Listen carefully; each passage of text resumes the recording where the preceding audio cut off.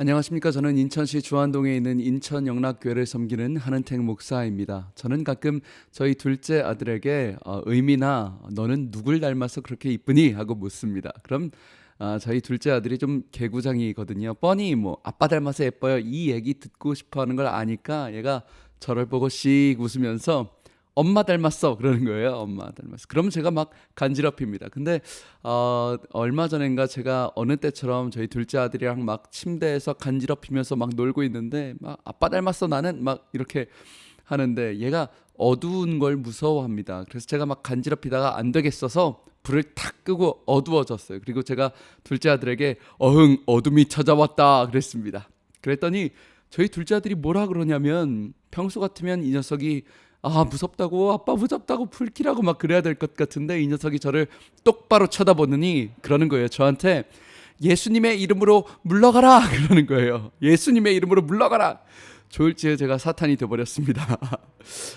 주일학교에서 배웠다는 거죠. 하나님의 자녀에는 권세가 있다고, 어두운 사탄의 세력에게 예수님의 이름으로 선포하면 물러간다는 걸 배운 거예요. 그래서 애가 어두워져서 저에게 선포를 하더라고요. 여러분 교사분들 계시면 참 귀한 역할 하시고 계신 거예요. 생명을 살리고 복음의 능력을 전하는 것이죠. 갈라디아서 1장 15절은 이렇게 되어 있어요. 내 어머니의 태로부터 하나님이 나를 택정하셨다 말씀하셨어요. 택정하셨다. 어머니의 뱃속부터요. 여러분 우리가 어릴 때부터 심지어 모태에서부터 하나님은 우리를 복음으로 택정하셨습니다. 어떤 분은 모태 신앙이 부모님한테 억지로 질질질질 끌려와서 뭐 기도도 못해, 찬양도 못해, 이것도 못해, 저것도 못해, 뭐 이게 모태 신앙이라고 얘기를 하는데 제가 모태 신앙이었어요, 여러분. 근데 하루는 제가 그런 생각이 들더라고요. 만약 내가 기독교 이 집안이 아니라 부모님이 장로님, 뭐 전도사님이 아니라 내가 불교 집안에서 내가 태어났다면 과연 나도 교회를 다녔을까라는 생각이 든 적이 있어요. 우리 엄마 아빠가 지금 열심히 다니니까 내가 교회 다니지, 만약에 우리 부모님이 절에 다녔으면 나도 열심히 부처님 믿고 열심히 108배 하면서 나무 아미탑을 관세음보살, 기독교 방송에서 이거 해도 되는지 모르겠지만 어찌됐건 그렇지 않았을까요, 여러분? 제가 모태신앙으로 태어났기 때문에 예수를 믿지 아니면 불교를 믿었을 수 있겠다라는 생각이 들더라고요.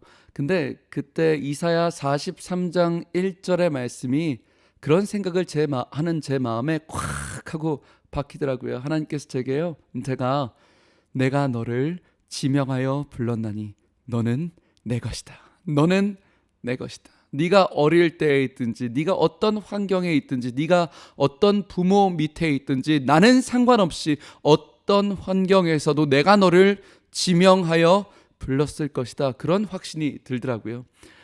사랑하는 방송 가족 여러분, 여러분이 지금 이 극동 방송을 듣고 계신 것, 여러분의 그 교회에서 섬기고 계신 것, 그것은 우연이 아니라 억지로 어쩔 수 없이 한 것이 아니라 우리가 보지 못하는 영적인 세계가 있다라는 것이죠. 영적인 하나님의 세계가 있다라는 것이죠. 그곳에서 하나님은 계속해서 우리에게 선포하고 계십니다.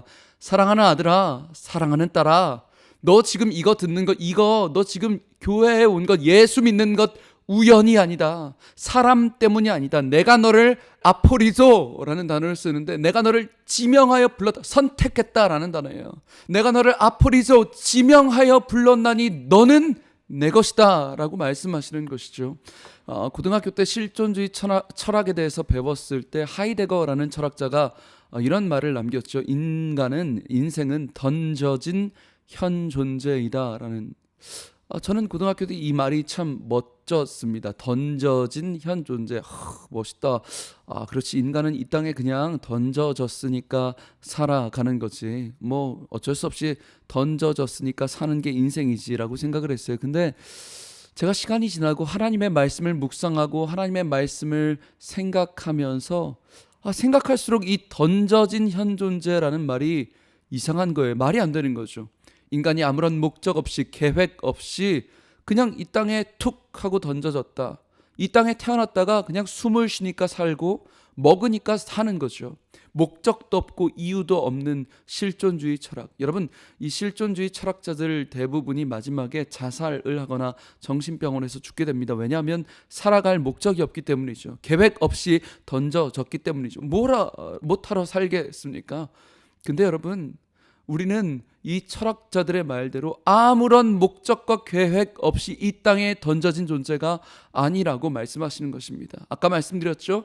아포리조, 하나님이 우리를 목적을 가지고 택정하셨다라는 것입니다. 어머니의 모태에 있을 때부터, 우리가 어릴 때부터 하나님은 우연이 아니라 철저한 계획과 사랑과 우리를 향한 하나님의 은혜를 가지고 택정하셨다라는 것이죠. 우리는 아무런 목적 없이 살지 않습니다. 아무런 가치 없이 살지 않습니다. 성경은 우리에게 분명히 말씀하십니다. 우리가 살아가는 이유가 있습니다. 우리가 밥을 먹는 이유가 있습니다. 우리가 먹고 마시며 살아가는 이유가 있습니다. 고린도전서 10장 31절, 너희가 먹든지 마시든지 오직 주의 영광을 위하여 하라 말씀하시죠. 사랑하는 방송가족 여러분, 우리는 아무런 목적 없이 그냥 먹고 싸고 돈 벌고 좋은 대학 가고 좋은 어떤 세상적인 가치를 벌고 이런 존재가 아닙니다. 우리는 하나님의 아포리소, 하나님의 철저한 택정함을 받아서 예수 그리스도의 영광을 위하여 지명하여 부르신 택함 받은 백성인 줄 믿습니다. 사랑하는 방송가족 여러분, 이번 한 주간 살아가시면서 생각하십시오. 깊이 묵상하십시오. 여러분은 초라한 존재가 아니라, 여러분은 보잘것없이 던져진 현 존재가 아니라, 목적 없이 던져진 존재가 아니라, 내가 너를 지명하여 불렀나니 너는 내 것이다.